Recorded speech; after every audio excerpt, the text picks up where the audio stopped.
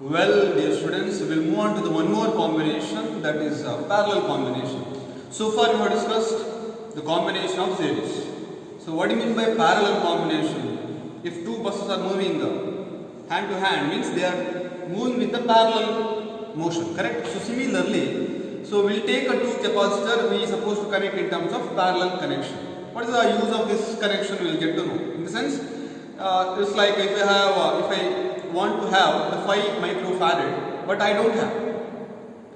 But what I have is, I have only 2 microfarad and 3 microfarad. By having this capacitor, we will get to know how to get 5 microfarad. So to get this, we'll get a basic construction of this particular circuit over here. That is 2 capacitor and connected in how? Parallelly. So you take a 2 capacitor, somewhat like this, and it's a representation of the capacitor in a circuit, whatever may be in the circuit.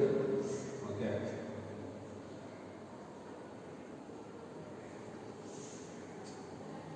So how many capacitors we have? 2 capacitors, C1 and C2. And these 2 capacitors are connected to where? Are connected to a potential difference. Potential difference, how much? V over U. Okay.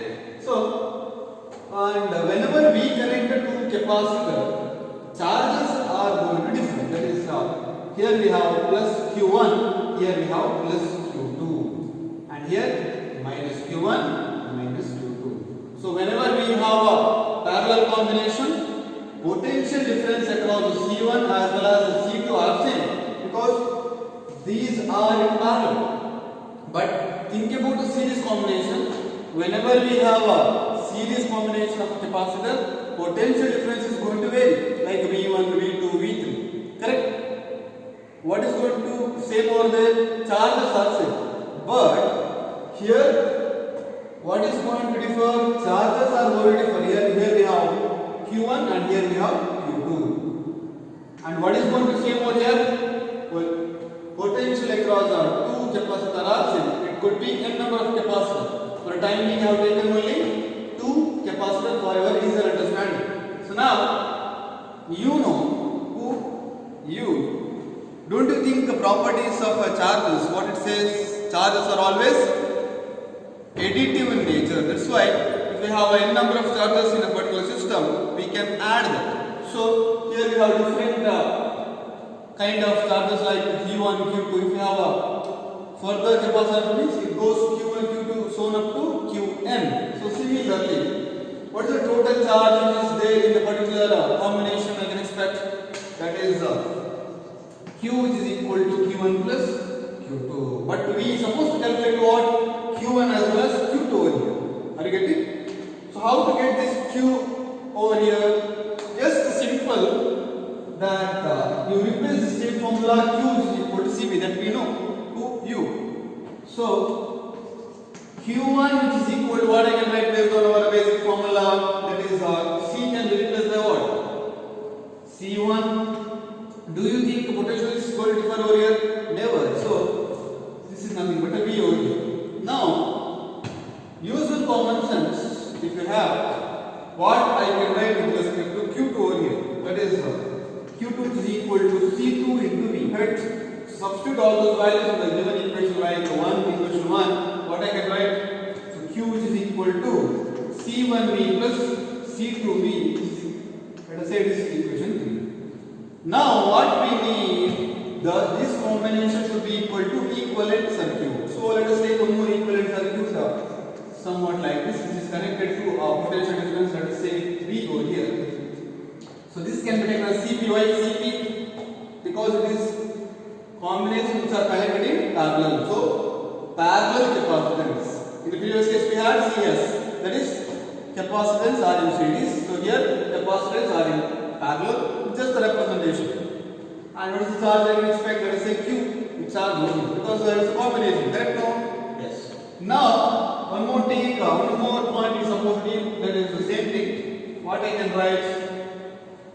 What is the charge I can expect over here? That is Q which is equal to Cp into V over here. Correct? No? Why Cp? Because capacitance are in parallel. Do you think any V1 V2 terms comes over here? Never, because it's the equivalent capacitor of combination of these two. So let us say it is equation 2. You compare equation 1 with the equation 2 with the equation 3. So what I can write? So if I write, so Cp is equal to V. Cp into V is equal to C1V plus C2V. What I can take common over here? Can I take your V as a common over here? So Cp is equal to Cp into V is equal to V of C1 plus C2. Can I cancel this? What is remaining? Cp is equal to C1 plus C2. If I have another combination like C1, C2, C3 up to C, and if I have what I can write over here, that is nothing but Cp is equal to C1 plus C2 plus so on up to Cn over here. Are you getting? This is how exactly you are supposed to get. And what I can conclude based on this particular concept here. So whenever we connect to any capacitor in terms of parallel, we can expect higher value of equivalent capacitance of a capacitor. So similarly, so here whenever we connect in terms of series, what we can conclude? We can expect lower equivalent capacitance. To get a higher equivalent capacitance, how we are supposed to connect? Just by parallel connection. To get a lower, we are supposed to connect in terms of series. So this is what exactly the definition says. Equivalent capacity of a parallel of a combination of a capacitor, which is equal to what? Sum of individual capacitor. So this is the equivalent and this is the individual capacitor. So the sum of this, which is equal to the equivalent capacitor. So this is what exactly we can expect under the capacitor which are in parallel. So based on the topics, we'll discuss some of the numerical, which is very simple, which you can see on the board. We have 3 capacitor and which is connected in terms of series. So which are the capacitor? 2 picofarad, 3 picofarad and 4 picofarad, which are connected in series. So what should be the equivalent capacitance we can expect based on the theory which we have discussed so far? So whenever a capacitor connected in parallel, what is the formula I can expect? What is the formula? Cp is equal to C1 plus C2 plus C3 over here, correct?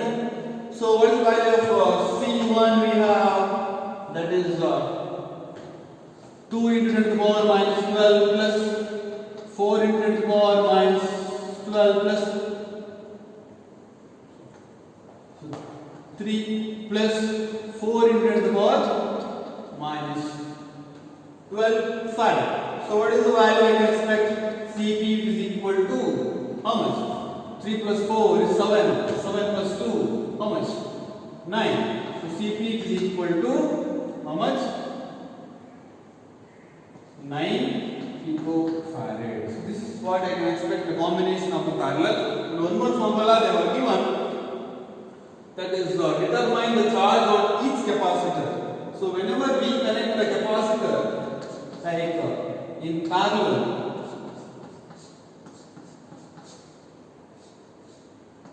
somewhat like this, that is saying C1, C2, C3, which is connected to which battery? 100 volt battery. 100 volt battery. How much? 100 volt battery over here. And whenever in terms of parallel, charges are going to differ and the potential difference across each C1, C2, C3 are same. So we are supposed to get the Q1, Q2, Q3, which is nothing but charge on C1, that is charge on C1, that is Q1, which is equal to C1 into V. Similarly, Q2 is equal to C2 into V. Similarly, Q3 is equal to C3 into V. So this is how exactly we are supposed to get. So what is the value of C1 I can expect? What is the value of C1? That is 2 into 10 to the power minus 12 into what is the value of V we have connected? How many potential? That is 100. So what is the total value? 200 picofarad. So pico coulomb. Why? Because it is the charge. not a capacitor value. Similarly here 3 into 10 to the power minus 12 into 100. So this is nothing but 300 picofarad. This is equal to Q2. Similarly, what I can write over here? Q3 is equal to what I can write? That is a simple 4 into 10 to the power minus 12 into 100, which is equal to 400 picocoulomb. Because 3. So whenever charge comes, it should be coulomb. Whenever capacitance comes, it should be in terms of farad. So this is how exactly we are supposed to deal in terms of capacitor are in parallel. So this is how exactly we deal. Yeah, we will discuss one more numerical, that is what you can see on the board. We have one parallel plate capacitor, and they are given like the plate which is having the area of cross section is this much. The area of cross section of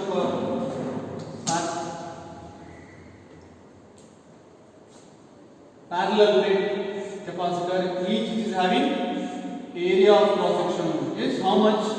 6 into 10 to the power minus 3 meter square. That is the area of cross section, and separated by a distance of 3 mm. And the distance which covers 3 mm over here, and they were given. And this particular capacitor which is connected to where 100 volt battery or a potential difference of 100 volt battery. So what we are supposed to check here is that initially we are supposed to find capacitance of this capacitor, and they were given air as a medium, which is a capacitor with the air between the two conductors. So what is the its dielectric constant? What I can expect? That is we have dielectric constant of air, which is nothing but how much? So K can be written as 1 over here. So 1 into anything. So what is the formula I can expect? C is equal to epsilon naught A divided by D. So this is how exactly we have here. We have discussed all the concept. So your job is to do the substitution over here. So epsilon naught, what is the value I can expect? That is 8.85 into 10 to the power minus 12 into what is the area of cross section we have? What is the area of cross section of this slab? That is 6 into 10 to the power minus 3. So divided by what the distance I can expect? What the distance is 3 into 10 to the power minus 3. Why minus 3? Why minus 3 we have? Because it is a millimeter. So that's why we are supposed to find millimeter. So what is the value of capacitance? Value I can expect? How much we can expect? That is 1.77 into 10 to the power. How much? Minus 11 farad. Why farad? Because it is a capacitance value we have. So now, if I connect the same capacitor with respect to 100 volt, what is the charge which can store in the particular capacitor we are supposed to find? So we have Q which is equal to CV, correct? No, but we have got the capacitance and we have a potential difference, nothing but the volt. We have 100 volt over here. So substitute and get the answer. What I can get over here? What the capacitance value we have? 1.77 into 10 to the power minus 11 into 100. What I can get at the power 9. So Q which is equal to 1.77 into 10 to the power minus 9 coulomb. Why it is coulomb? Because it is what? Capacitor. It is a charge which is stored in the particular capacitor over here. And if it is a coulomb or if it is a capacitor, it should be a farad. So think about all those things in your mind, especially the unit. If it comes capacitance, it should be farad. If it comes charge, it should be coulomb. This is how exactly